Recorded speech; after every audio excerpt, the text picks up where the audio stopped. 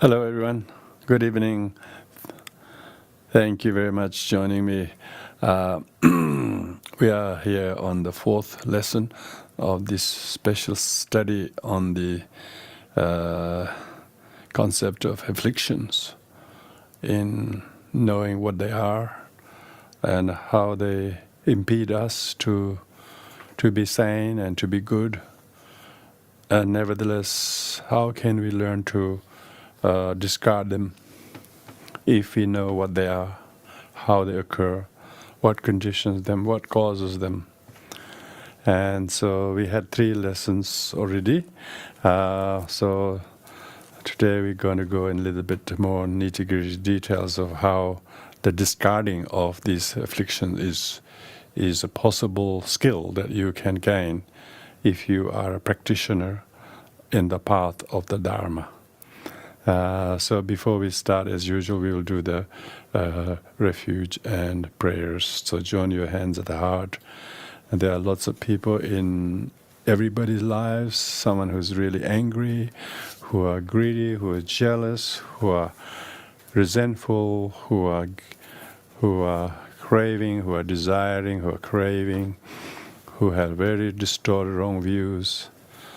May they be free from those wrong views and afflictions, and may we be able to come up ourselves, learning to overcome them or reduce them through listening to these teachings, and thus we may be able to practice kindness, right view, compassion, wisdom, faith, diligence, patience, which are the antithesis of the afflictions. Oyenda Buddha Dhamma Asanga Adere Vyude Eladama by virtue Aye Handala Ajare Buddha Vuduvebi Enda Buddha Dhamma Asanga Adere Vyude Eladama by virtue Aye Handala Ajare Buddha Vuduvebi Enda Buddha Dhamma Asanga Adere Vyude Eladama by virtue Aye Handala Ajare Buddha Vuduvebi. May all beings have happiness and cause of happiness. May they be free from suffering and the cause of suffering. May they never part from happiness that knows no suffering. May they dwell in equanimity, free from attachment, aversion to those near. May all beings have happiness and cause of happiness. May they be free from suffering and the cause of suffering. May they never part from happiness that knows no suffering. May they dwell in equanimity, free from attachment, aversion to those near. May all beings have happiness and cause of happiness. May they be free from suffering and the cause of suffering. May they know apart from happiness that knows no suffering. May they dwell in equanimity, free from attachment to those near and far. According to the intelligence and predisposition of it, the Yajanda Dharma, Agrelo and Common Vehicles. Yes, the subject of these teachings is belonging to the lesser vehicle, Abhidharma. We have 2 Abhidharma, upper Abhidharma and lower Abhidharma. The upper Abhidharma is mainly the text written by Asanga on Abhidharma Samuccaya, in which the teachings cover almost same subjects, but slightly from a different point of view, Mahayana Buddhist point of view. Whereas this particular text, Abhidharmakosha, by Vasubandu, the younger brother who wrote it, mainly looks at from the point of view of Theravada Buddhist tradition. Abhidharma is a very classical Buddhist text, and it is not one text, but it is the teachings leaning onto the subject of metaphysical subjects. It does deal a little bit on cosmology in one chapter, but otherwise it talks about, such as this particular chapter we're looking at, that is the concept of human latencies or afflicted emotions. It's purely psychology, as well as the 7th and 6th and 7th other chapters talks about individuals who make different progress on the path and how their psychology changes as a practitioner. In these past 3 lessons, we looked at the functions or activities of afflictions, how afflictions seize us, arrest us, demean us, make ourselves harmful, destructive, negative, and therefore useless to ourselves and others. And then in the second lesson, we looked at the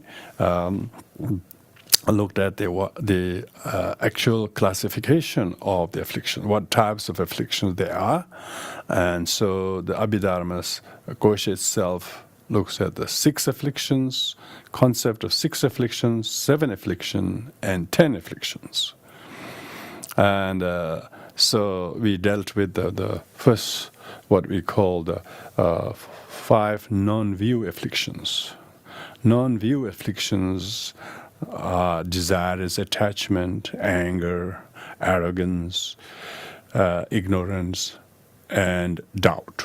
So these are nothing to do with intellectual views. These are just pure afflictions, just desire, just anger, just arrogance. So these are non-view afflictions. They distinguish that.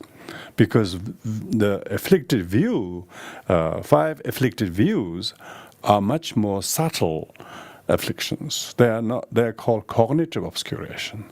They actually prevent you from being even conscious that you have those wrong views. And they usually are much subtler and harder. So in last week's lesson, we looked at those 5 afflicted views. So tonight we will look at a little bit more in depth how these afflictions can be discarded. Because point of knowing what afflictions are, what is the definition of each, what harm they cause, how they disable our judgment and makes ourselves physically aggressive, verbally harmful, emotionally disturbed, and how we, by actualizing physically, verbally, under the sway or influence of those afflictions, both non-view 5 afflictions and afflicted views, how much deep dent and cause of suffering they cause. So because we know the definitive harmfulness of afflictions are like poison. It's like drink and driving. Like drinking is poison to driving. I think drink is also poisonous even when you're not driving. I could say drink and speaking. I don't think people should be allowed to speak if they have drunk. So affliction is affliction and living. If you shouldn't live, you shouldn't be allowed to live if you're afflicted. Exactly. It doesn't if most people's life is completely quashed by afflictions. And tonight we will look at the discards. Discards means how does a practitioner, when he or she treads on the path, meet the Buddha Dharma and follow the teachings, how do they make progress on the path? So here, I think we have emailed all of you the discards. Did you all receive that? Good. Everybody's got that, and if you have printed them, if it's even better, because then you can look at them, and we don't, and so we wouldn't worry about the technically try to screen share and then not being able to put it on Facebook and YouTube, etc. So, because everybody has a copy of the printed version of the 3 charts, so I like you to draw your attention briefly to the one chart. It's called 37 Factors of Enlightenment. The other 2 charts are numbered 1 and 2, but third one is not numbered, but no, it's colored, but it's called 37 Factors of Enlightenment. So when we talk about the discards, when meaning that who can discard means who can totally abandon such as desire and such as anger and pride and so on. We're talking about not for beginners. So if you look at the bottom of the 37 factors of enlightenment, there are 37 factors of enlightenment which are listed in the middle column. 37 factors of enlightenment. They're listed from the bottom up. So you listed from the bottom, the body, feeling, and so on. So these are 37 factors of things we must practice. And these 37 factors are subdivided in 7 groups. That's on the left column. 7 groups are named, yeah? 7 groups are named. First one, you can see the bottom one is 4 foundation mindfulness. Yeah? 4 foundation mindfulness is for mindfulness of the foundation of body, mindfulness of foundation of feeling. What is the mindfulness foundation mindfulness of body? Is to know the body is not pure, not desirable. Even the lesser practitioner on the path must remember the body as not desirable. But instead, most of the time we have this view, we are holding body as desirable. 5 aggregates, our gross physical body, our feelings, our emotions, our actions, our consciousness. These 5 aggregates are filled with 36 impure substances, from the body hair all the way to the fluids, to the liquids, to the various things. All are unclean, impure substances. Yet people desire, people want the undesirable as the desirable, and therefore they have incorrect consideration of them to be clean and desirable. So when we say mindfulness body, founded mindfulness, we should meditate in so far as knowing our own body to be none other than a bag of such things. Also other people's body in reality is none other than the liquid, gas and solid, and therefore not person. It's just aggregates and undesirable. Usually we don't have that mindfulness. But when you as a practitioner, as you can see, those on the path, look at the right column,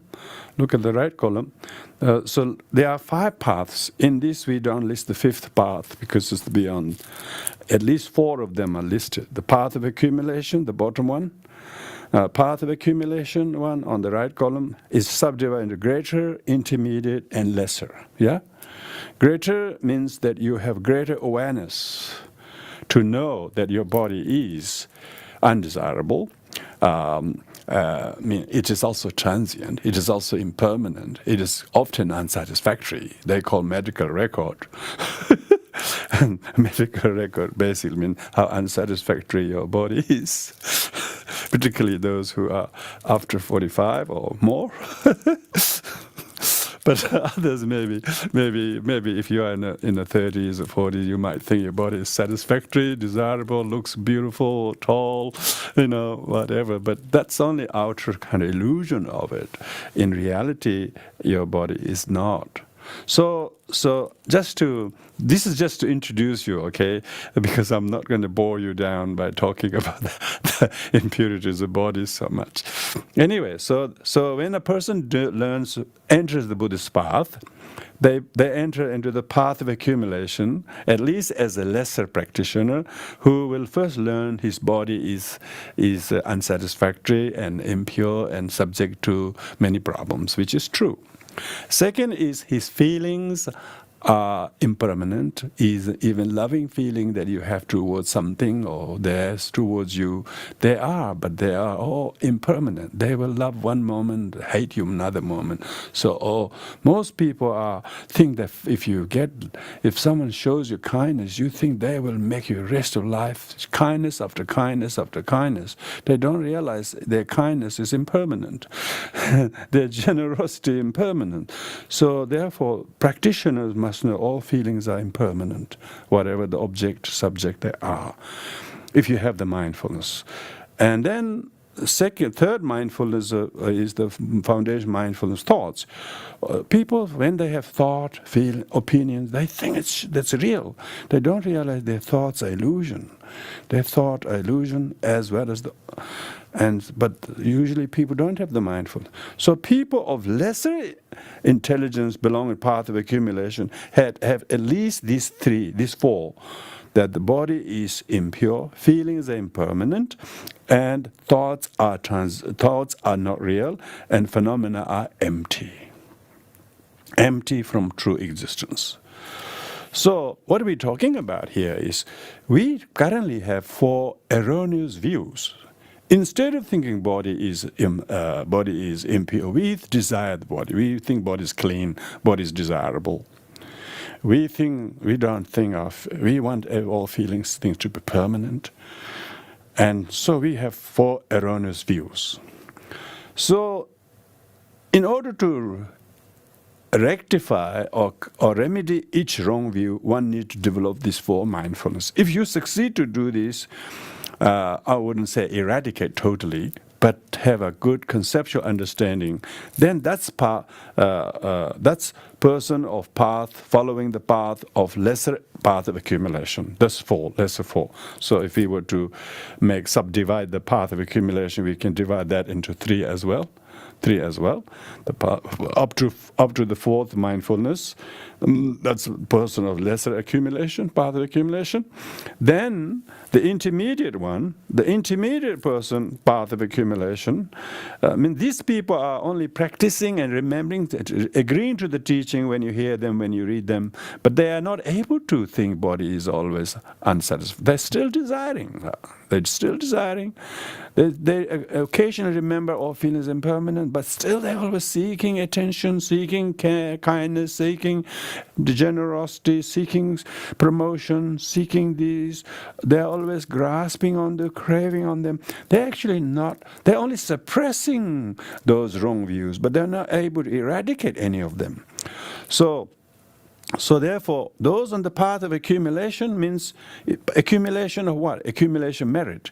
If you have the merit of remembering these things, then you're able to suppress your anger and desire, but you still desire things as beautiful, impermanent things as permanent, and thought as real, and all object as truly existing. So we still don't have the kind of. We just remember in the teachings, yes, everything is an illusion, but we don't regard them as illusion when we deal with it. So in the meantime, those on the path of accumulation, lesser ones can suppress them lesser, and intermediate ones can suppress a little bit better than the lesser ones. You know why? They can foster virtues. They practice four renunciations. They foster existing virtues. Yeah, and that's the number 5. 6th one is they cultivate new virtues. So if you don't have some virtues, you'd go and learn new virtues. That's for renunciation, and abstain non-virtues. Any non-virtues that you previously have, you try to abstain them. Uproot all non-virtues. So these 4 is a practice of the person on the path of intermediate level. And likewise, person on the path of accumulation, greater one, he or she has 4 miraculous legs.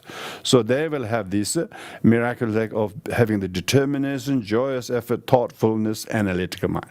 So these first 12 factors of enlightenment belongs to the person of following the path of accumulation. Yeah.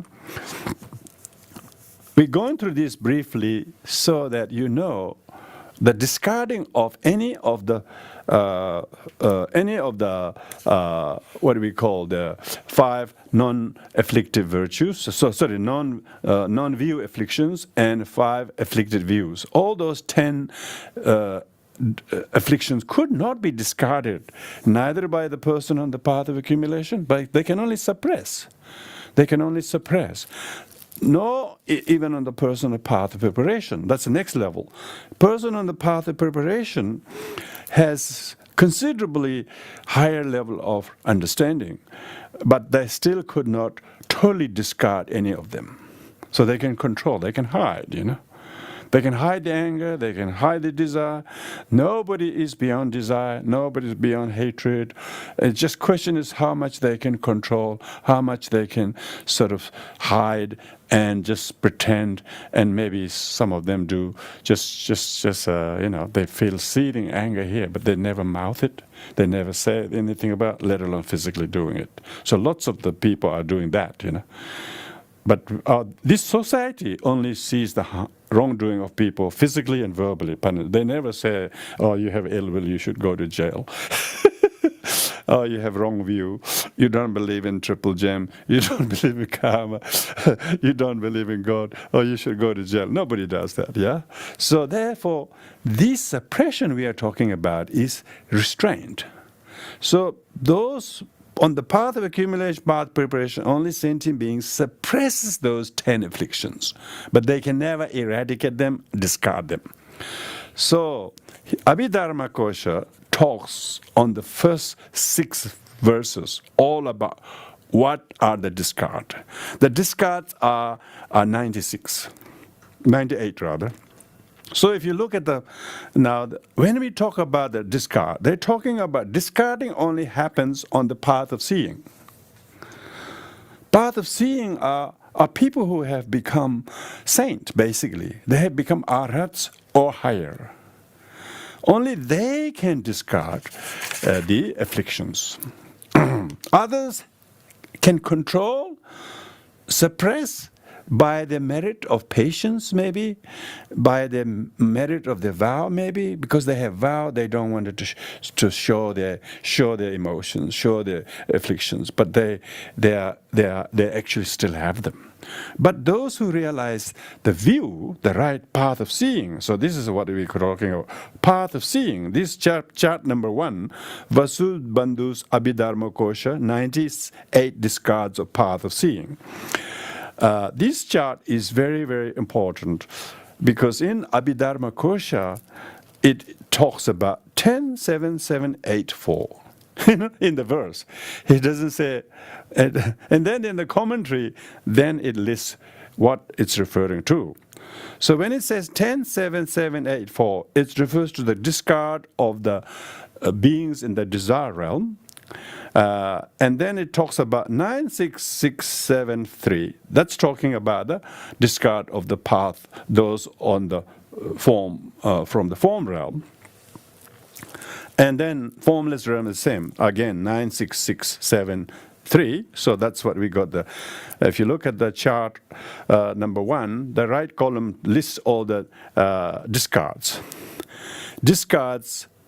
Firstly, let's look at the, when you look at the discards, what are discarded is discarding of the 10 afflictions. 10 afflictions, 5 non-afflicted afflictions, and 5 afflicted views, which we discussed in the past sessions. So have a look at it then. Then let's look at the desire realm, because rest is pretty academic, because how does the beings in the form realm gods and desire realm, formless realm gods discard it's just to say yeah, but we don't know what it really means. But at least on this level, what you have on this in this chart is the discards on the right column, list all of the 98 one. Desire realm has 36 discards, if by those who have reached the path of seeing, yeah?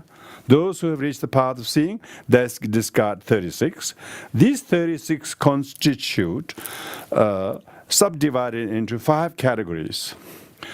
Each 5 categories are 5 category on each of the 3 realms. Desire realm have 5 categories, and form realm got 5 categories, and the formless realm got 5 categories.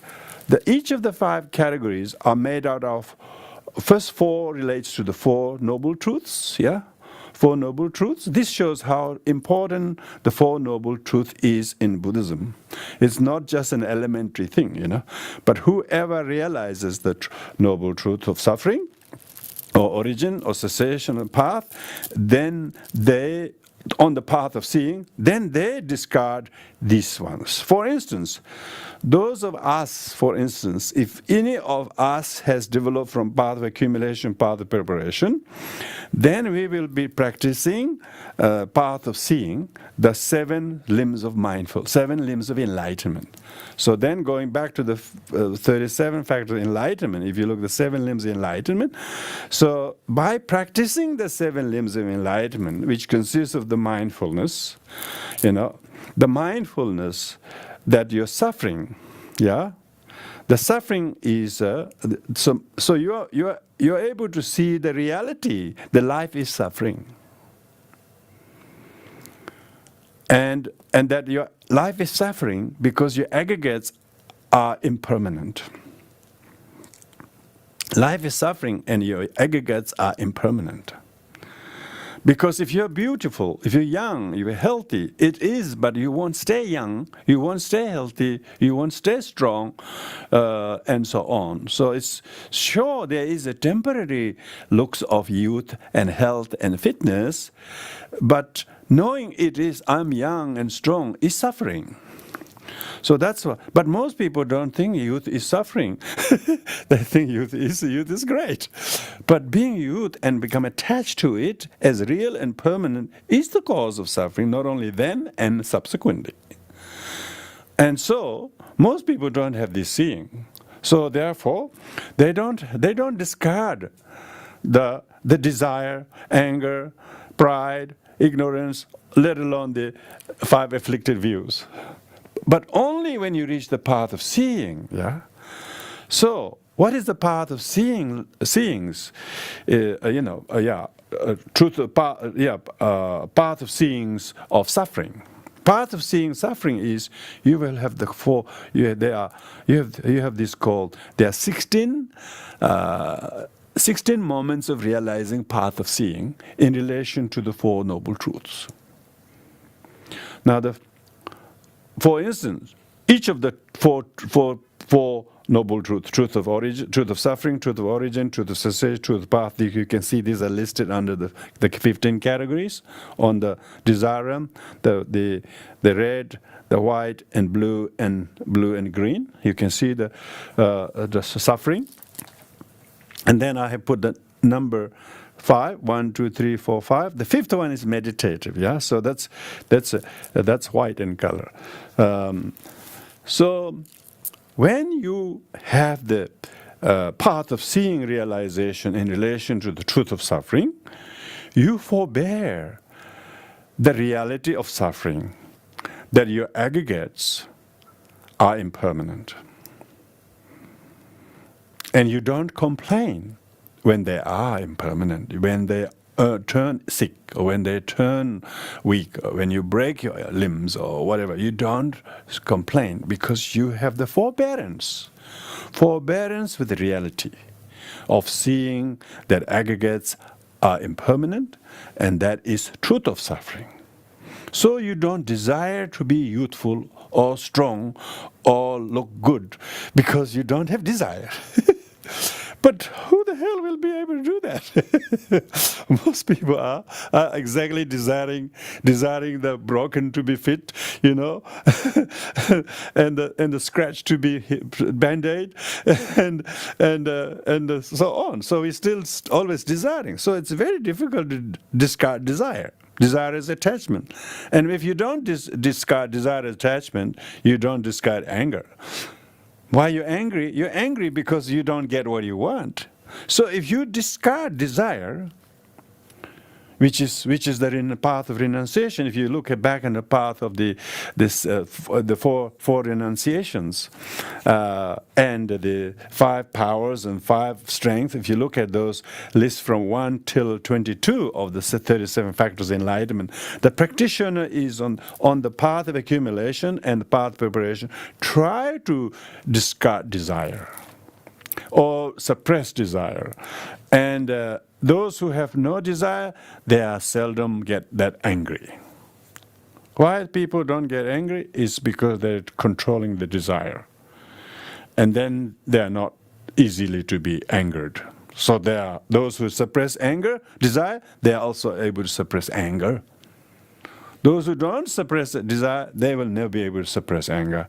And so therefore you can see the truth of suffering is the forbearance with the reality that life is suffering, particularly if you have 5 aggregates, which are impermanent, and has all kinds of problems, all kinds of problems, So once you know that, you will able to discard desire or anger. And also pride, thinking I can discard desire, I no longer have desire. Pride is much harder because if you can discard desire, but you could have pride, thinking I discarded desire. There is no one like me. He can't do like me. She can't do like me. My equals can't do not me. Even my superiors aren't really good like me, let alone my juniors like me. So you have all that 9-fold kind of arrogance or jealousy, or all those 9-fold we're talking about. But as you practice on the path of seeing, say if you do progress on the path of seeing, because it's this talking about this all about first row of the 15 categories, if you look at this is all to do with the truth of suffering. If the one who realized the truth of suffering, he abandons Dungan Tongbang, because path of seeing abandons suffering. He abandons the suffering caused by desirous attachment, anger, pride, and ignorance, and deluded doubt.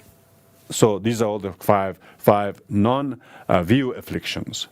Not only that, he also discard the grasping to a transient collection of self. He doesn't think that body is self. He knows the body is merely aggregate, merely labeled, enveloped with a lot of layers of skin, otherwise it's liquid, gas, and so on.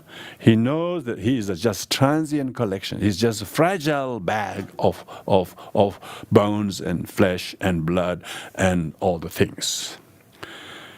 Because he doesn't grasp to transient collection as self.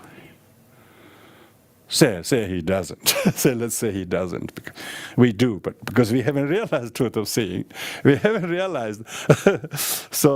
But one who have realized the truth of seeing as a path of seeing in relation to truth of noble truth of suffering, he does not have any of the 5 non-afflictive views, and non-view affliction, and also he has discarded the grasping to the body as self, nor does he hold any extreme views, nor does he have wrong views, nor does he have grasping to false view as supreme, nor does he have a grasping to false moral conduct as supreme.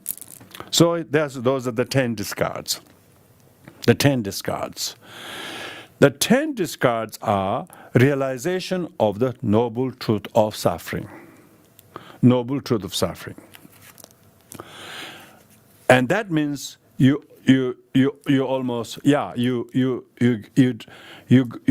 develop the first 4 moments of the 16 moments of realizing truth of suffering, so 4 noble truths, for instance, because you do not hold your body as clean. You know your body as a tainted aggregates, and your body is filled with these substances, and therefore you don't no longer have the mistaken view thinking that is me or him or her. You see them as a merely conventionally labeled name John or Judy or whatever, but actually it's just another transient collection. And because of that, you do not see any kind of independent monolithic self other than merely labeled to the aggregates.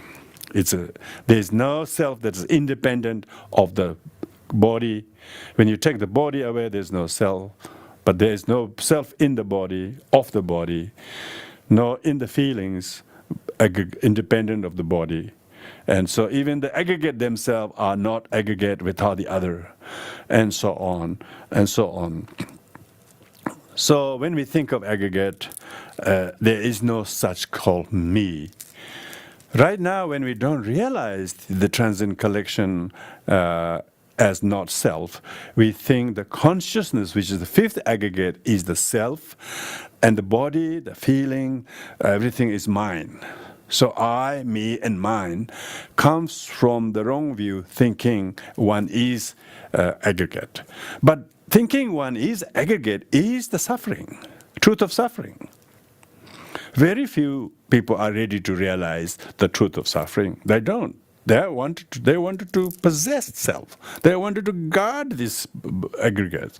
Transient collection, they still think they can insure this body from dying. They all have life insurance. Transient collection, but they all insure the body to show that it wouldn't die, even though it will, So we all wrong view holders, basically. We all hold the wrong view. So chances of realizing first path of seeing is very slim. You have to have lots of merit, lots of view, that. But as you progress on the path, second kind of moment of realizing of the noble truth of path of seeing relations of suffering is that even happiness, pleasure are impermanent. So you do not get attached to pleasurable feelings as real, as permanent. If they appear, they appear. But they disappear, it doesn't become a cause of suffering to you. Why? You have discarded suffering. You have discarded suffering and its cause, which is the wrong view. In grasping impermanent things as permanent, unsatisfactory things as unsatisfactory, unclean as clean. You no longer have those. Therefore you discard desire. Because you have discarded desire, you also have discarded the cause of desire, which is wrong, which is thinking it is desirable. And on the third moment of realizing truth of suffering, in which way you discard these 10 discards, is that the wrong view, thinking, holding what is non-static to be static, non-permanent to be permanent, now realizing they are transient, they are constant in flux. They change every moment by moment. They not only change from 10 to 15 years, 15 years to 20 years, they're even changing day to day. Maybe every 3 months they take blood test. If only changes in 15 years, they don't need blood tests in every 3 months. So they change moment to moment, depending what are the things. Because of that, we have this mistaken view, as if we are static, healthy, permanent, truly existing me, that is the body. But there isn't any entity from the cellular level to the bones, to the muscles, to the skin, to the eyeballs, to the hairs. None of them are permanent. None of them are static. And therefore, they are non-static phenomena. Therefore, we eliminate the view that they are. So we discard the grasping. Yeah? Grasping to the aggregate as mine.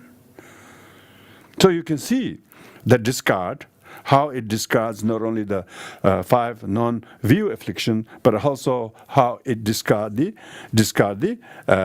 view, thinking I am my body or feeling, and so on. And there is no wrong view, extreme view, thinking I am permanent. My job as this is permanent. That's eternalistic view. That's extreme view. Or thinking there is nothing at all is the nihilistic view. So you do not hold any of the extreme view. And thinking there is no cause and effect, that's the wrong view, the karma.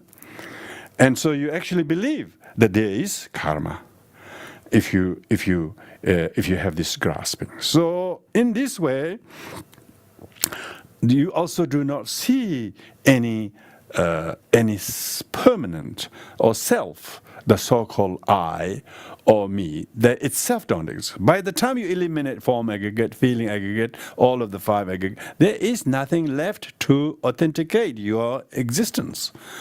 So there is no self, no soul. So the mistaken view, thinking that I am and I have suffering, even the suffering itself is empty. Thank goodness, that's a good news, isn't it? Even suffering itself is not truly existing, let alone the one who thinks he has.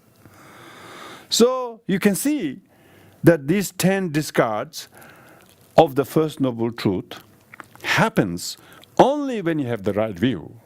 This is called view of seeing the right view, vipassana. So vipassana is this understanding, is not watching the sensation on the tip of your nose. People say they're doing vipassana and they're just watching the sensation on the tip of the nose for 10 days and they think that's vipassana. Thank goodness, that would be good. They don't have to do any of the path of accumulation, path of preparation. Path of seeing is realizing the right view of the seeing the emptiness and discarding all the gross afflictions and 5 afflicted views. See, this shows that ability to discard, these 10 discard on the path of seeing of the noble truth of suffering on the desire itself is incredible level of achievement. So therefore, the difficulty of achieving this is you have to achieve path of, you have to do karma abiding meditation. You have to develop all these 4 foundation mindfulness, 4 renunciation, 4 miraculous legs, 5 powers, 5 strength. These are all below the path of seeing. Only when you live the 23rd of the 37 factors of enlightenment, then you're starting to have the path of seeing, yeah? Path of seeing. Of course, here I'm explaining this because in Abhidharma they don't quite go to explain this relation to path of accumulation, path of preparation. Go straight into path of seeing what you discard. But how do you know that you get there to discard any of those things? You can't discard unless you have got the merit. So that's why it's really good to look, for all of you, to look at this chart 37 factors of enlightenment. And then if you can, have a little look at the chart number 3. The chart number 3 is the more detailed breakdown. So if you look at the chart number 3, it gives you the 252 discards of path of meditation. Now the path of meditation is after path of seeing, you know. So what it's talking about is that there are disagreement between scholars and Buddhist thoughts, that what exactly are discarded by path of seeing and what are discarded by path of meditation. They say path of seeing are discarded. Discarding of the path of seeing is only by the arhats. Arhats meaning saints. But discard of the path of meditation are only by the beginner, worldly people who are trying to meditate and who are trying to accustom the right view. So because path of meditation has a path of worldly meditation, worldly path of meditation, and transcendental path of meditation. Now this chart number 3 lists all the 9 levels of the worldly path of meditation. Have a look at from the bottom, you have the desire realm. Desire realm has first level of path of meditation. And then you have the form realm. Form realm got 4 levels of path of meditation. First meditative concentration, second meditative concentration, third meditative concentration, and fourth meditative concentration. So it gets higher and higher. And the formless realm, this is a formless, they have the 4 categories. They call them infinite space, infinite consciousness, nothing whatsoever, and peak of existence. So these 9 categories, if you look at the stages, 9 stages, the print is a little small, but if you look carefully, you can see the realm, the first left column got 3 realms, formless realm, form realm, desire realm. And the stages are, highest stage is peak of existence, and then a second one under that is nothing whatsoever. And third one is infinite consciousness, and the fourth one is the infinite space. These top 5 are the highest worldly meditative concentration. And then you have the 4 meditative concentration, form realm, first, second, third. First is white, second is red, third is green, fourth is blue. So you can see these 4 are the 4 meditative concentrations of the form realm gods. Now, when you look at the bottom one, this is the desire realm. That's where we are.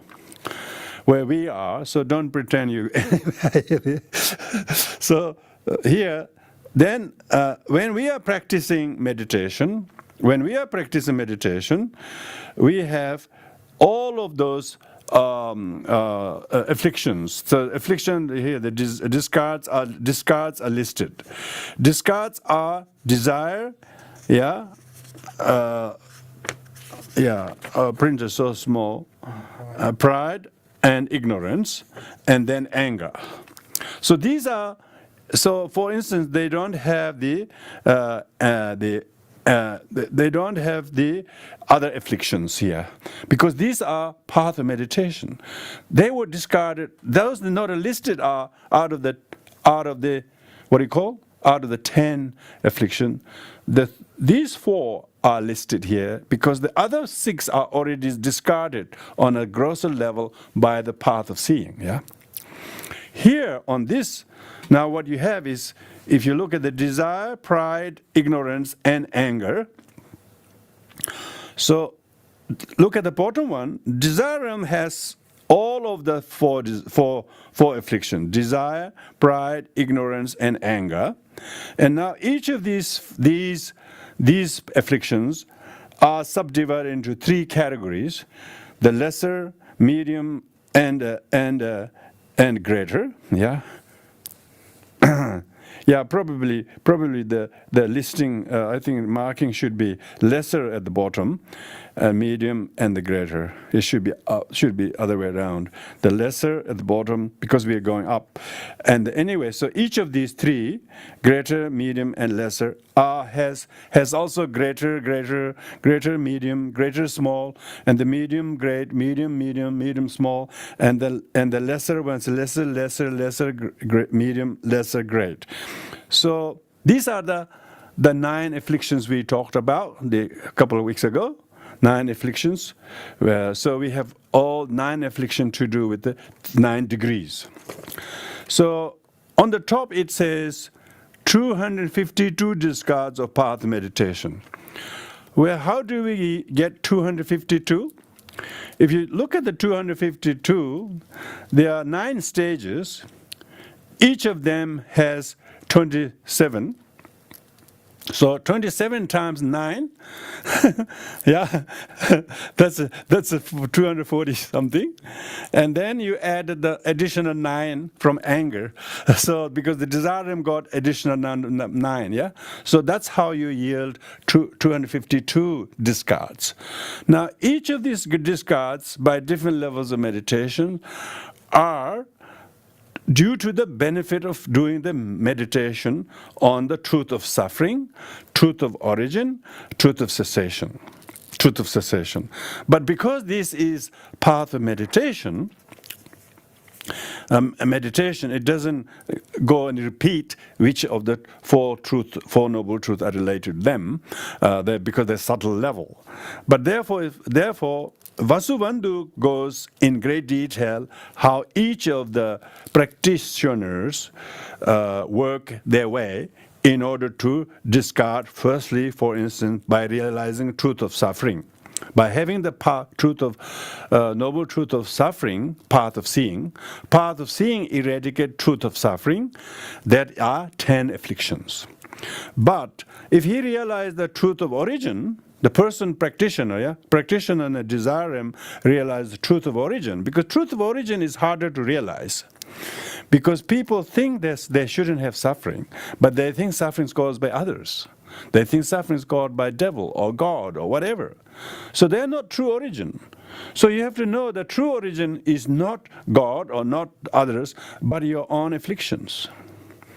So when you know the true origin, which is your karma and your afflictions, and that's what the whole study of the anusaya, these afflictions. Anusaya means latencies. The latencies are very hidden. It's concealed. You can't tell. When the latencies are slowly sort of like lurking like a cancer, it's not manifest. Until the X-ray came, we didn't know we had cancer. And the cancer is hiding. But only when you can X-ray, they reveal, So you have to have X-ray like path of seeing knowledge to see the latencies hiding, yeah? You have to have the discerning mind that can almost penetratively see. They use the word penetrative insight. You have to penetrate through the veils of whatever that hinders you from seeing. You haven't realized the truth of origin because you think the truth or origin doesn't exist or wrong. Either it doesn't have a cause, or it's a wrong cause, or incomplete cause. Usually that's the case. When you understand the true origin, you don't mistake the origin as a true origin. You recognize the true origin. You have a complete understanding that is the soul. So there are 4 sets of facts you have to realize in relation to truth of origin. Because remember I said there are 16 moments. Each of the 16 moments are subdivision of 4 noble truths.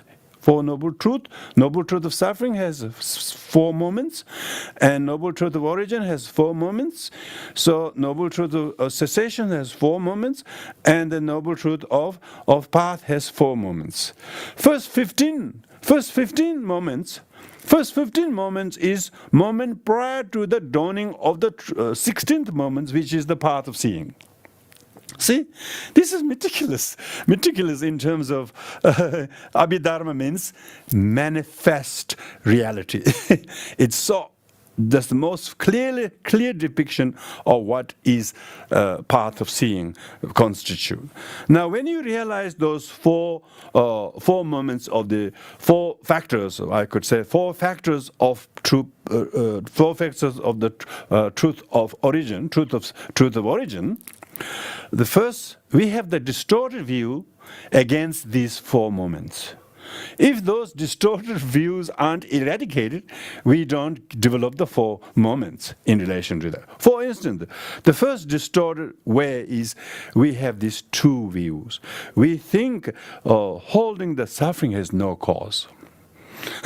So that's a nihilist. They say, there's no cause, we just can't explain. Others say, incorrect view, that suffering happens no reason at all. They say, who cares? Nobody can explain. Others say, Charvaka school, they have different ways of looking. They do not say there's past karma that's created. They just say there's no cause. Others say it's caused by God or whatever. So they start the wrong views, as if suffering has either no cause at all, that's nihilistic, or it is caused by something. So we have to first recognize this distorted view as true origin. True origin has no cause.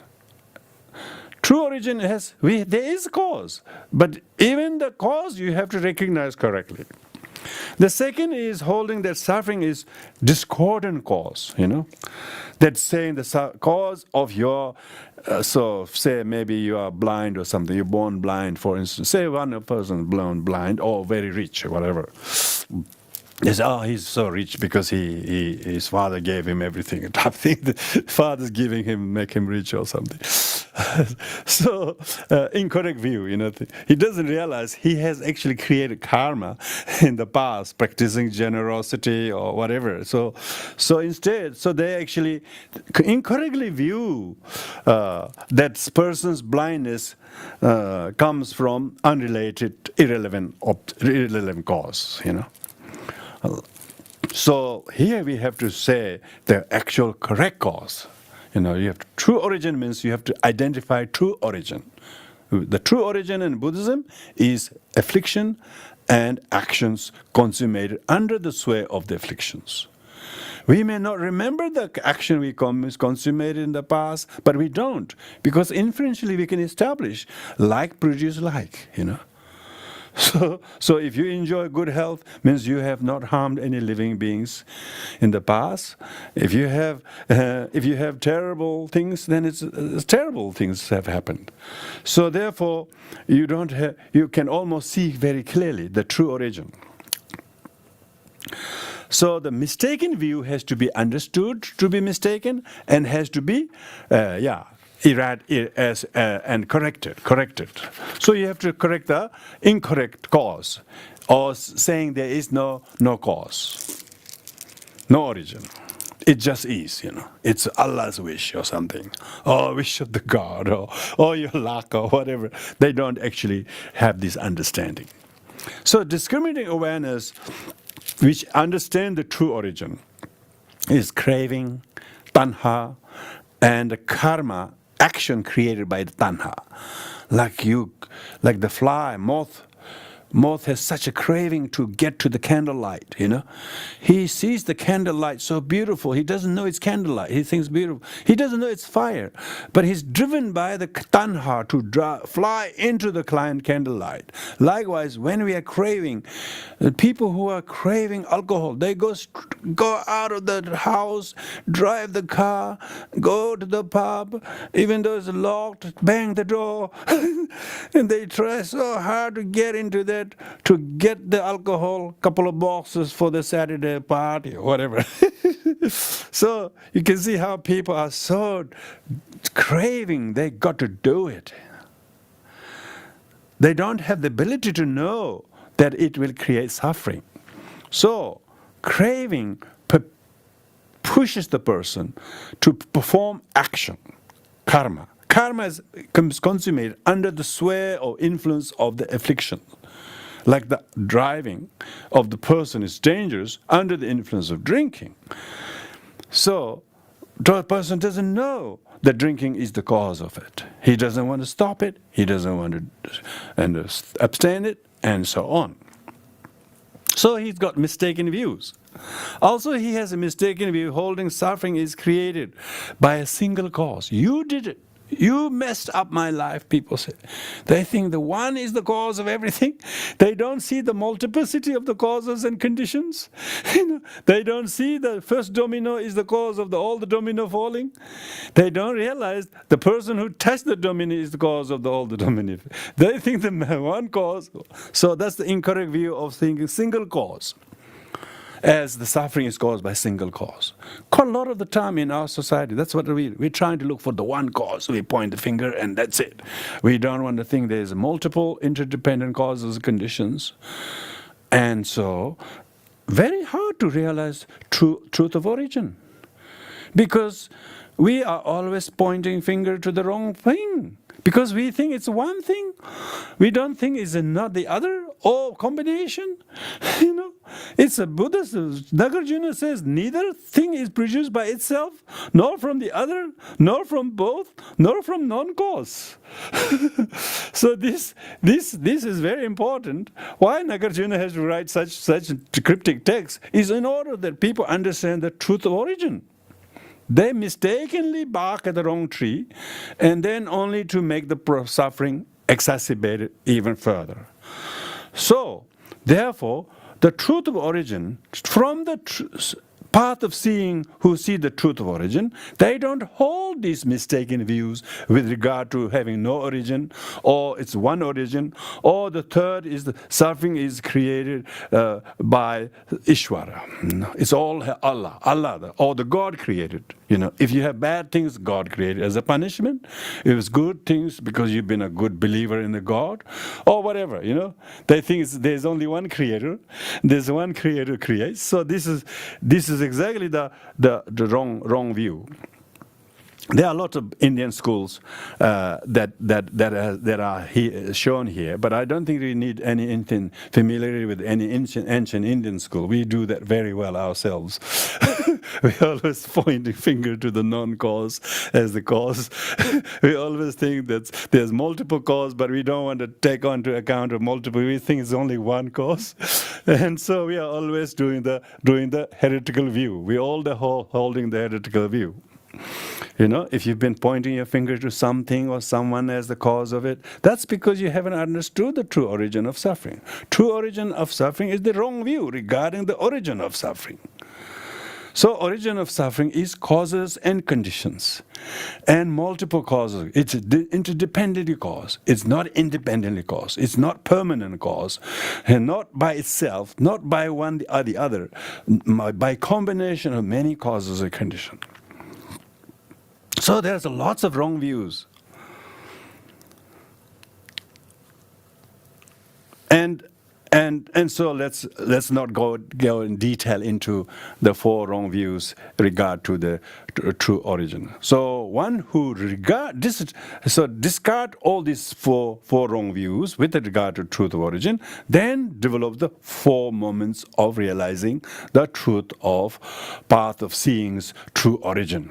So that's how he discards the 7. The person that desire him discard the 7 defilements. 7 defilements in relation to the origin of defilements. Yeah, he has desirous attachment. He already had discarded desirous attachment self, but his desirous attachment, the origin of desirous attachment. Yeah, origin of desirous attachment is ignorance, for instance, is craving, for instance. He now knows craving as the cause, ignorance as the conditions, and so on. He no longer holds any of the wrong views regarding truth of origin. Because of that, he therefore discards all these 7 affliction. That's the second row, yeah, second of the 15 categories, if you look at. So what the distinction is, he discards the 5 non-afflictive views plus 2 afflictive views. The 2 afflictive views he discards is the wrong view. He no longer has the wrong view, thinking there is no karma. He actually now believes in karma. He not only believes that, he actually sees the chain of causation. So he discards the wrong view. And also, he discards the grasping the false view as a supreme view. He does not have a false view anyway. He has a correct view. He no longer has danger of holding false views. But he has yet to, the blank ones, one doesn't mean he has discarded them. Blank ones hasn't discarded yet. Blank one is not discarded yet, because when you develop on the path of this is the path of seeing, when you have to go to path of meditation, which is higher, and then you have path of no more learning, so the discards get subtler. Subtle discards are all 5 afflicted view related. The 5 afflicted view related are much subtler and harder to discard, and that's why more familiarity and definitive understanding of the 5 afflicted views you understand, which we described last week. That's quite not really hard, but it's good to know the difference between for instance, grasping to transient collection as self is quite a different view from thinking there is no karma, saying there is, and so on. So there are these 5 are very, very different. So that's the person who masters the truth of origin. In relation to path of seeing, he discards the 7 discards, and also truth of cessation. The truth of cessation, of course, is a little bit higher level, because when you list the number 1 to 5, the 1 is the truth of suffering, 2nd is truth of origin, 3rd is truth of cessation. So truth of cessation is higher level. Truth of cessation means person might practice quite a while for a few years, then believe, there's no liberation. I have seen no sign of it. I tried this so many years. I practiced 20 years, but there's no sign. People do that and then lose their faith. So why? Because they could develop wrong views. So the truth of cessation is, the antithesis against the truth of cessation is holding that there is no liberation. They say, there's no liberation. I practiced 20 years and I haven't seen any sign of it. And people lose faith, yeah? They hold the incorrect view asserted by some views. And the discriminating awareness, the first aspects of the truth of cessation, is everlasting cessation that occurs through the power of the opponent forces, eliminate the mistaken views. So the mistaken view in relation to thinking your aggregated self, you eliminate that already, but you mainly eliminate wrong view. Okay, yeah, wrong view, as well as grasping false views as a supreme. So those are identical with the previous one, truth of origin and the truth of cessation. So truth of origin and truth of cessation, identical discard. That means the discard of the truth of cessation is a little subtler than the discard of the truth of origin. But otherwise, it's the same discard. Yeah. So that means the discard of the truth of origin doesn't mean it.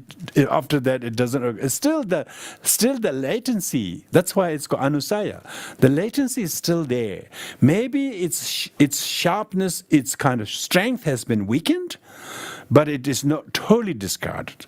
So when we say discard, we're talking about what level of discard. So that's why this level of discard is determined by that level of the truth of realizing truth of suffering, truth of origin, truth of cessation, truth of the path.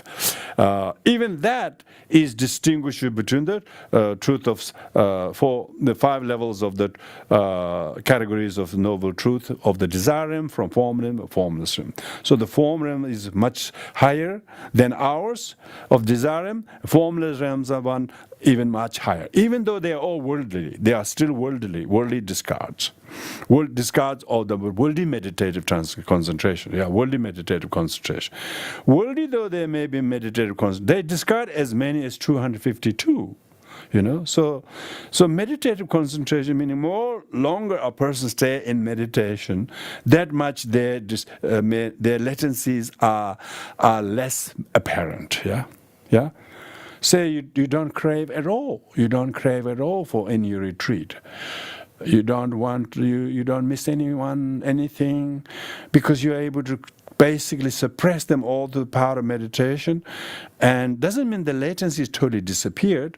Its currency has been discarded. Its frequency and its activity has been discarded. the complete elimination is only the domain of the completely samyak sambuddha, perfectly enlightened one. So that's why we need to see the discard are only relative levels of discard, Like the person who do not kill, or person who doesn't drink alcohol or meat, doesn't means that he has given up alcohol, but he hasn't given up desire altogether. He has a desire to be a vegetarian, for instance. So he hasn't discarded desire. He's discarded meat. But he's desiring to be vegetaririan and feel good, which is already another affliction.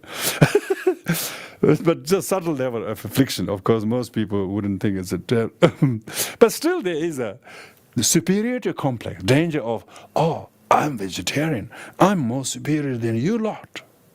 See? We have this one, false view, grasping false moral conduct as supreme.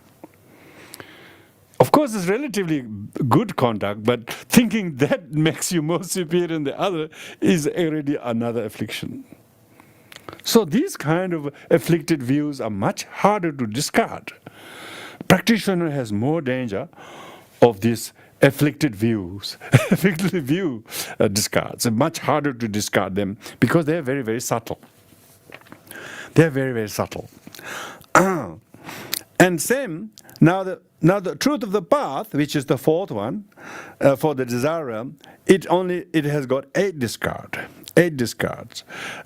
Because the truth of path is higher than the path or truth of cessation. Truth of cessation is usually the result.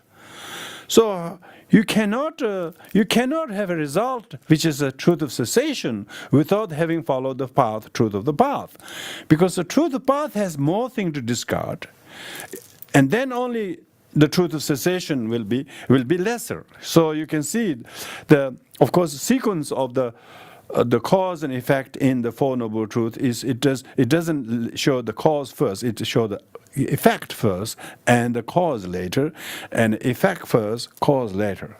Whereas the truth of suffering is the effect, and truth of origin is the cause. Likewise, truth of cessation is the result, and truth of the path is the cause. So you can see incrementally how you discard are. You discard gross ones, and then you are able to discard the subtle ones. Even within the 5 afflicted views, afflicted views regarding wrong view, grasping for false views as a supreme, grasping false moral precepts as supreme. These are much easier to discard than grasping to the than to others. So you can see the comparison. Now on the fourth one, on the truth of path. When you look at the truth of path, the person who is on the path of seeing and the noble truth of path of desire realm, his discards are those 8. So meaning that when he developed that, he has to discard 4 wrong views, which are antithesis of realizing the path of seeing is truth of the noble truth of the path. For instance, holding that there is no such thing as a path. Some people say there is no way, no enlightenment, no Buddhahood. Yeah, so that view, that kind of view. So. Here one, instead of denying the lack of the path, one actually seeks to achieve the path. One actually stays on the path. And one doesn't hold the wrong view, thinking there no. One actually knows there are 5 paths. Path of accumulation, path of preparation, path of seeing, path of meditation, path of normal. One believes in them, therefore one actually engages on the truth of the path. Some, and the second moment is the holding a path of meditation on the lack of impossible self or soul lack of something. Oh, how could there be no soul? How, if there's no soul, who gets enlightenment? Who gets reborn? All these things. So all these complications. So they actually think there has to be permanent soul. They actually see there is a permanent soul or permanent self that's there. Otherwise, who travels on the path? So there are kind of these kind of views. Non-conceptual discriminative awareness on the lack of an impossible self is an appropriate means for stopping or the truth of cessation and forever, to eliminate this wrong view, thinking there is thinking that there is no self means there is no one who travels on the path. So in this way, there are 4 such I would say incorrect, subtle views that prevents oneself from realizing the path of seeing is truth of the path. But when one does, then one discards the 4. One discards the 8. Sorry, 8 discards. 8 discards as they are listed. Then the 5th one in that category, is meditative. Now, this meditative is meditative means the practitioner, when he or she on the Desirum is in a deep meditative state, he discards all of these 4. But when he's not meditating, they're not necessarily discarded. They're still active. Because the latencies that comes and goes. There's like habits. Habits just rise and tendency to go down. When you're meditating, you can control, you can suspend, and you can discard these. For instance, this meditative state, there are 4 additional discards. But when you're not meditative state, the Desirum being practitioner does not necessarily discard altogether. So if the meditative Desirum practitioner engages in a meditative concentration, he is able to discard in the path of meditative state those 4 gross afflictions during the meditative, but those 4 gross afflictions are desirous attachment, anger, pride, and ignorance. So those on the path of seeing in the Desirum. Now, when you look at the 2 others, those beings in the form realm, the lens realm, so they also got the same set of 5, but they have lesser things to abandon, because they are not identical to the mentality of the beings in the Desirum, for instance. Like, say, you can see there's no anger whatsoever. There's no anger in the form and formless realm. So they don't have to abandon anger, because they don't have any anger. They don't have any anger in the formless realm. They don't see anyone, anything to have enmity. They don't have enmity towards someone from yesteryears or today, or fear of them. Enmity with thinking they will do harm to you or your loved ones, your friends in the future. They don't have enmity. So therefore, because they don't have anger, but the rest of the discard are all identical. If you look at the 9, 6, 6, 7, 3, if you compare with the above, the 10, 7, 7 become 9, 6, 6.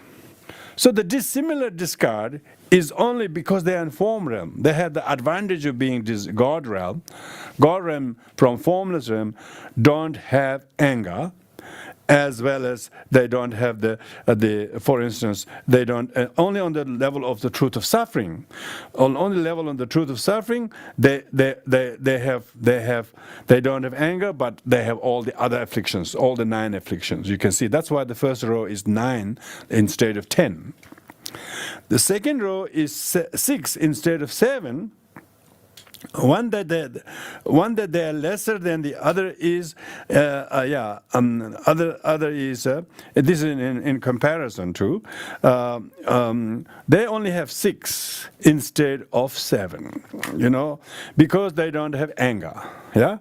So just as in part of truth of suffering, also in the truth of origin, the anger doesn't feature in their meditation as an obstacle. So they have 6 and 6 because neither in the path of truth of origin or truth of cessation they have anger, like they don't have anger in the truth of suffering. You can see, and because of that, they are not 10, 7, 7, but 9, 7, 9, 6, 6. And then the truth of path is they have only 7 rather than 8, because they're one less, one less, and then one less is because one less is still part of the truth of the anger. They don't have have to deal with anger on the path of noble truth of the path. So they have 6, 9, 6, 6, 7 plus 3. With the meditative also, the meditative concentration, they don't also have problem with the meditative concentration deal with the anger. So therefore they are one less than the desire, which is 4. Here it's only 3. So you can see from this chart number 1, these are very important. Because the first 6 verses of Vasubandu's Abhidharmakosha, it tells what the affliction does, and then it identifies what the 10 afflictions are, like we discussed so far, and then it talks about, in this lesson what it's talking, how the 98 discards are achieved by attaining path of seeing by one who reaches the path of seeing. Now this means that those on the desire form realm and formless realm gods, they actually do discard many of the afflictions. And some of their afflictions they have to discard are fewer than ours because they don't have anger. So this shows that at worldly level, these are called worldly meditation. These are all worldly meditation. Until you reach the actual path of seeing and the path of meditation, the path of meditation has 2 paths of meditation. Worldly path of meditation and transcendental path of meditation. The worldly path of meditations are these 9. These 9 we are referring to. 1 from desire realm, 4 from the form realm, and 4 from formless realm. That's called the 9 levels of meditative concentration. So usually when they talk about jhanas, they're talking about people entering into jhanas. The jhanas means meditative absorption. The meditative absorption are mostly worldly. Unless they are very well learned and have studied the teaching on the emptiness and really meditate on emptiness, the danger of staying in the worldly meditative concentration and suppress these afflictions, so much so as if you confuse yourself thinking the path, that level of the, for instance, nothing whatsoever, or infinite consciousness in space looks like enlightenment. There are lots of people who think they are doing consciousness study or something. They think everything is consciousness, there's nothing whatsoever. And they think that's exactly the worldly meditative jhana concentration that lots of practitioners go mistaken. They get lost into that. That's exactly what the Buddha's own 2 teachers, Arada and Rudraka or something, the second name I can't remember. Those 2 teachers were completely absorbed in these 9 meditative absorption of desire realm, form realm, and formless realm. And their idea was that they are real, that these meditative concentrations are pure state to attain. They think they are truly existing. But if one doesn't realize the emptiness of self, emptiness of phenomena, there's every danger to fall into any of these traps. So that's why we call there are 9 worldly meditative concentrations. So the chances of of person not falling into the traps of the worldly meditative concentrations is that until they have heard teachings on the right view and bodhicitta, any meditative concentration can only be suppression of the gross affliction, and therefore go into any of this. Even when these people on desire realm, people meditate these days, they meditate just to feel good for 20 minutes, and after, when the knee goes numb or something, they don't want to meditate. They think it's terrible. They want to meditate to feel good instantly. Most meditative concentration are contaminated meditative concentration. Contaminated bliss, contaminated worldly absorption, but they are not uncontaminated. So later on, from next week onwards, not that we have dealt this subject exhaustively tonight, but that will do.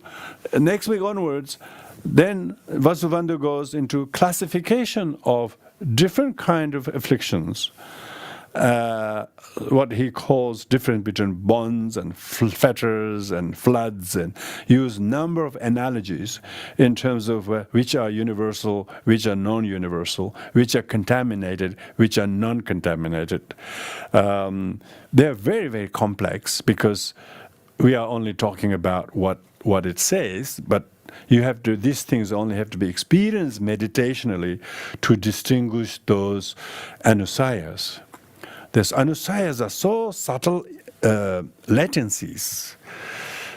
Thinking that you have enlightened, get out, developing, grasping to them could be latency, could be anusaya in itself. So it comes like a flood, comes like a bond, comes like a fetter. You get completely, some of them are called enwrapment. You get enwrapped into the joy or pleasure, or physical pliancy, or mental lack of enmity. Yeah, you don't have any enmity. It's possible that you don't have enmity in normal tense too, that sometimes something triggers and then there again.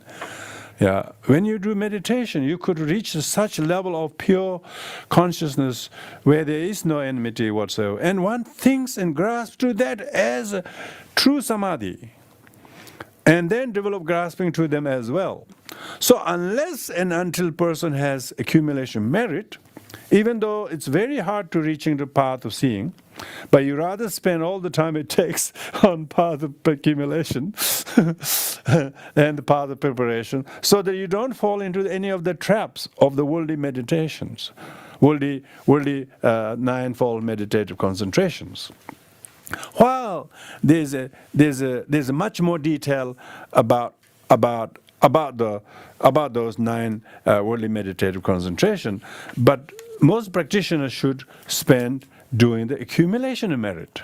If they spend accumulation merit a lot, then starting to have a good comprehension of the right view and the understanding of the 16 moments of path of seeing, how each of those 16 moments, the 16 moments I want to explain a little bit. What are the moments? The truth of suffering has 4 moments. Okay, what are the 4 moments? So first is called forbearance with the suffering, with the reality of suffering. Forbearance means you actually accept the suffering nature of suffering. If you have that moment, you never complain about suffering. If you see suffering, you don't think it's unprecedented, it shouldn't happen type of thing. You think that's the nature of things. So you have the forbearance of accepting the reality of prevalence of sufferings. And you probably will stay a little bit somber looking, but your somber looking is not so much to do with my suffering, but that's the nature of things. So that's the first level, yeah? The first level of the truth of sufferings forbear. Second is the knowledge of reality, how these 3 types of suffering perpetuates from not knowing their true origin. Then you know, the forbearance of the reality of suffering, but knowing that this suffering is nature of existence, this happens because of not knowing the true origin. Aha, is another moment of realizing. They don't realize the true origin, and that's why they're suffering. And the third level is called subsequent forbearance. Subsequent forbearance with regard to suffering. Subsequent forbearance with regard to suffering, you never complain about past sufferings. Past sufferings. It's an incredible shift, you know. You never talk about past sufferings. Why? You have subsequent forbearance with regard to sufferings. Subsequently, you have forbearance even after the suffering. So you don't have post-traumatic stress disorder because you have subsequent forbearance of the suffering. You forbearance. Then the fourth level is subsequent knowledge of that suffering, that not just the merely labeled self, but even all phenomena and my suffering exists from its own side. See, that's the first four moments. So what we call forbearance with the reality of suffering, number one. Second is a knowledge of the nature of the prevalence of suffering. And the third is the subsequent forbearance with regard to the suffering. Fourth one is subsequent knowledge that suffering itself doesn't exist. Which is amazing. Even suffering itself don't actually exist. Why you have to have subsequent forbearance? Because there's nothing there to make qualm about. So those are four moments. When you go through those four moments, then you overcome their antithesis. Likewise, for the truth of origin, they are same things. Truth of origin has forbearance with the reality of suffering in accepting the true cause of suffering. So you do not deny or reject true, or you actually accept the true origin, which is your own anusaya, affliction, and karma. So forbearance. So then you forbear because you accept. You accept the suffering because you know the origin is one's own karma and afflictions. The second is knowledge of the reality that the process of production of your suffering in how afflictive emotion repeatedly produce the suffering until you come to now put a brake on it. It will keep producing unless you put a brake onto it, because it's like the water mill. The water mill will keep turning because the water is pouring onto the little wheel. So you have to stop the water pouring. So until you can stop the water pouring, this is the traditional water mills, by the way, water mills. So if you stop the water pouring onto the mill, well, then it will not turn, you know. Now you realize it's the water that is turning the wheel. Incredible. Knowledge of reality, the process of the production of suffering, and how it repeatedly produces suffering until the cause is stopped. Third is subsequent forbearance in seeing the true cause of the true origin of suffering. So then you it's caused by this, not by that, not by a known cause, not by mistaken cause, but it's caused. Then you forbear, you know. Then you accept, you know. The people only accept once the judge gives a verdict. It's ridiculously late to me. They should accept it. They should accept it 5 years ago instead of going the grueling 5 years. Yeah. So when you have the truth, when you have the moment of realizing the true origin, yeah, you will do that. And the fourth one is subsequent knowledge of the condition of the origin of the craving, how the craving is the condition of the suffering. Not just the affliction, but craving for something, not seeing what it is, and then how simultaneously it conditions and propels the suffering, like the water and fertilizer to be present for the seed to germinate. Then you can see the multiple causes and conditions together. Now when you have that these four moments of realizing: forbearance with regard to the origin, knowledge with regard to the origin, subsequent forbearance with regard to the origin, and subsequent knowledge with regard to the origin. So these are called forbearance with the reality, knowledge with the reality, subsequent forbearance with the seeing the origin, and subsequent knowledge of the condition of giving rise to all of the above. So these four are the four moments that gives rise to the gradual progress of eliminating the four wrong views. Now with the truth of cessation is, again, forbearance with the reality of the origin's disappearance. Cessation means stoppage of the suffering. Yeah. So then you don't have to forbear something that doesn't exist. You don't have to forbear a problem that doesn't exist. So when you have the truth of cessation, you forbear the disappearance. You don't feel, oh, I wish it continued. So you forbear the reality, origin's disappearance. Because origin disappeared because you have the right view now. Previously, your forbearance suffering was because you were mistakenly thinking something is the cause. Now, when something mistaken is understood to be so, of course the problem disappears. So, therefore, truth of cessation, you forbear with the disappearance of the problem. And the second is the knowledge of the reality of the peace. Then there is peace only. So peace comes, peace is cessation of sorrow. So then you have peace, because all the sorrow is stopped. Sorrow has stopped because of the pacification, in the sense that because the mental continuum on which they occur are totally rid of forever the portion of the suffering and its origins. They are not there. There are none of the bacteria there. And therefore the peace is there for good. And the third is the subsequent forbearance with absence, because absence of the sorrow is peace, is excellent. The excellent peace. This is not the kind of temporary peace, then lull of something and then comes something. No, there is no more any occurrence of that. So the absence as excellent liberation, because it's true stopping. The truth of cessation. This is a true cessation. This is not just temporary cessation. There was not anything in the first place to stop. So it's true cessation. True cessation. It's not the rain that stopped. It never rained. You have to have the view, of course. If you don't have the view, you don't see that there is no rain whatsoever.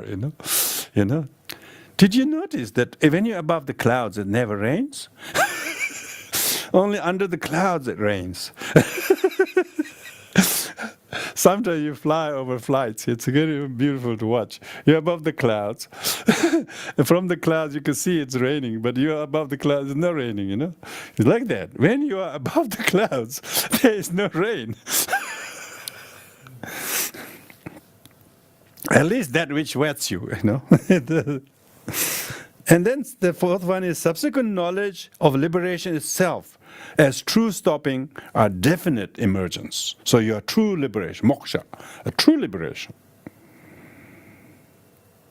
So there's cessation. So all four wrong views regarding the noble truth of cessation are discarded by these four moments of realization. Now the last one is the truth of the noble truth of the path. Yeah, noble truth of the path. That is of course, noble truth of the path is by practicing truth of the path you have the truth of cessation. Forbearance with the reality of discovering the path as true path. So then you totally believe in the path, the Eightfold Path, and it's not a conceptual Eightfold Path, but actual practice path. And as a result of that, your knowledge, you have no doubt that it's a right path, it's noble path, It's only noble beings can see the noble path as a noble path. Deluded beings don't see as a path, let alone the correct path. So then you have this amazing confidence that the path that you are on is the true path. True path. Because all the sufferings are diminished, and all the origin of sufferings are not there from its own side. So the effect of the path is pretty much eradication of suffering, and the origin is not truly existing, nor is the suffering. And nor is there self that is beside merely conceptually labels. So in this way, you then go up to the subsequent forbearance of attainment of the true path. Then you actually have the attainment of the path, that the mind that has experienced this is the means by which itself come to realize the non-conceptual realization, the state of the mind of the Arya beings, the Arhat. The goal of either enlightenment or nirvana or moksha, whatever you call it. In Mahayana context, it is the bodhisattva who knows the emptiness of his mind. Yeah, his own mind is not yellow, red, blue, male, female, old, young. You know, it is indescribable. You could not contrive it. You don't say it. You can't think it. It is beyond verbalization. And the 16th is the subsequent knowledge of the liberation, true path, means for definitely removing forever all cognitive and afflictive obscuration. So these 16 moments of the path of seeing discards those 16 erroneous views. All these erroneous views are to do with the 4 seals of Dharma. Basically, you're realizing the 4 seals of Dharma. The suffering, the impermanence, no self, and the nirvana. And this realization, according to the truth of suffering and truth of path, truth of origin and truth of cessation, truth of path, are the Abhidharma. Noble knowledge of the supreme Dharma. The supreme knowledge of the phenomena as it is called Abhidharma.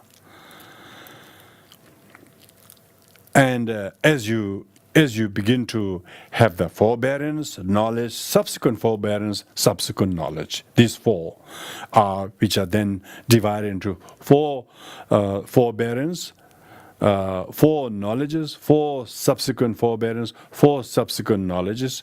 Each of them have this what we call 16 characteristic of the 4 noble truths. That characteristic of the noble truth of suffering is impermanent, suffering, emptiness, and egoless. The 4 characteristics of truth of origin is the cause, the origin, strong causation, and condition. And the 4 characteristics of truth of cessation is disappearance, disappearance of the suffering, and peace, because absence of the suffering is peace, and then excellent, and then true liberation. And 4 characteristics of the noble truth of the path are the path itself, which is correct path, second one, and then attainment as a result of the path, and then achieve the ultimate liberation. For these 16 characteristics of the 4 noble truths, therefore highlights the 4 noble truth is not an elementary introduction to Buddhism. They constitute actual discarding of the 98 afflictions. Of course, 36 affliction of desirem, because we are in desirem. Of course, we don't need to worry about the other 64, because that belong to the form realm and formless realm.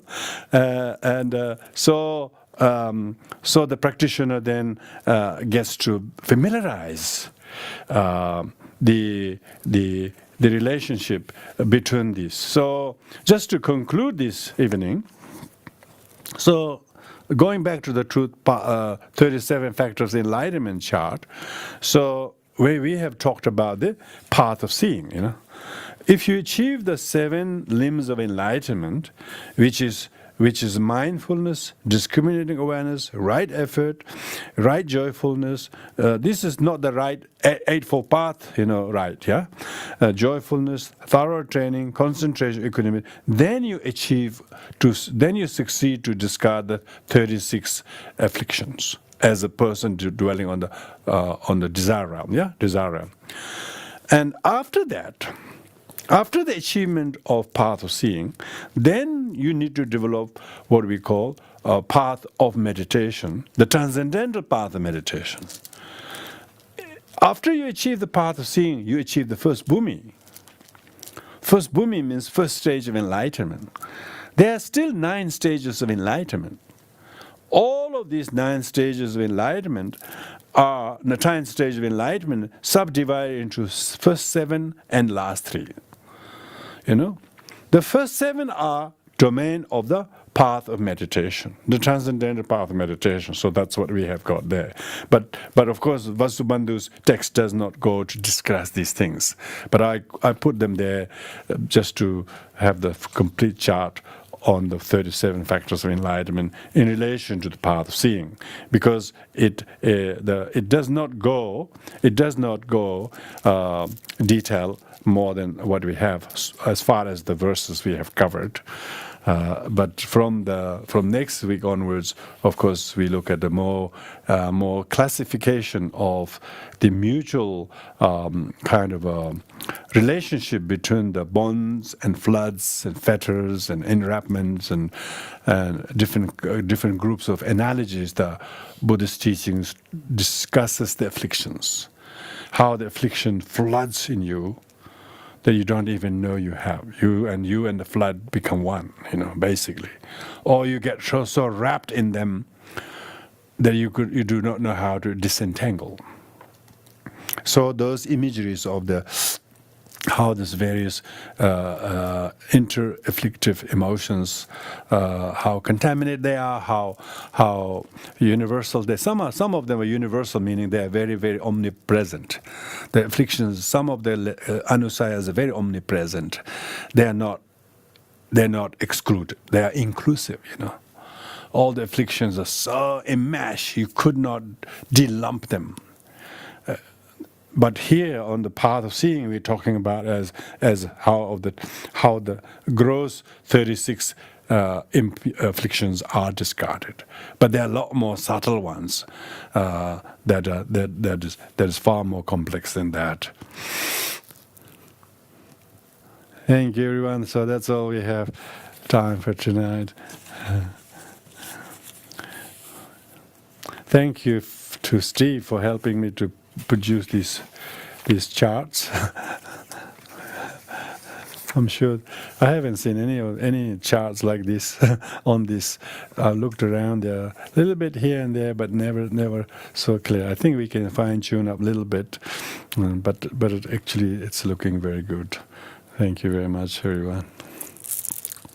Okay, let's do the dedication merit so that we are able to do a little bit better suppressing our afflictions by having the merit of having heard and reflected and then even doing some more meditation may upgrade our fitness to not just lesser suppression of desire or anger, but maybe middling suppression of desire, anger. So even subsequently, we don't show any. Subsequently, even we don't show off as if we haven't still recovered from that. So this map of these charts, you could really internally look at your practice or progress, or not just lack thereof, but what new areas you need to progress too by developing devotion, refuge, bodhicitta, tolerance, kindness, and forgiveness, and becoming free from the fixated views that we have. So you could actually see that. That's why Abhidharma actually sort of lays out the kind of map of how the workings of mind. Now, when remember the root text of Abhidharmakosha says 107784. It just says that. So these are actually covered in only half a dozen verses. This is all mnemonic. And without those half a dozen commentaries, it's very difficult. I know there are two English translations of the two commentaries, and I've ordered one. I haven't ordered both texts, but so in 2 weeks' time, I think the books will be here. If they're going to elucidate more than I can read from my Tibetan commentaries, they will be handy to use. But other books that there are on Abhidharma, it's not saying much because it's so complex, so dense. You can see the denseness of how the text is without those commentaries. Anyway, we become densely focused, deluded. So sure, it's good to know how deluded we are by talking about these discards. Of course, these are not discards. These are just us. We have to discard us. We have to discard 36 of us. Anyway, there will be lots of openings. Thank you very much, everyone. Let's do the dedication merits. This mere me hoga the diva benjage omnis me alebere obi from the ocean of Padores in the herenda Mahayana Buddhism whatever merera hevagro mehobe begas delevas to hold the Mahayana Buddhism courage manjus renewed as a mandabara de love following oh the example aja de ge o de mere exale body jida tebe where has been made angry freely without generation.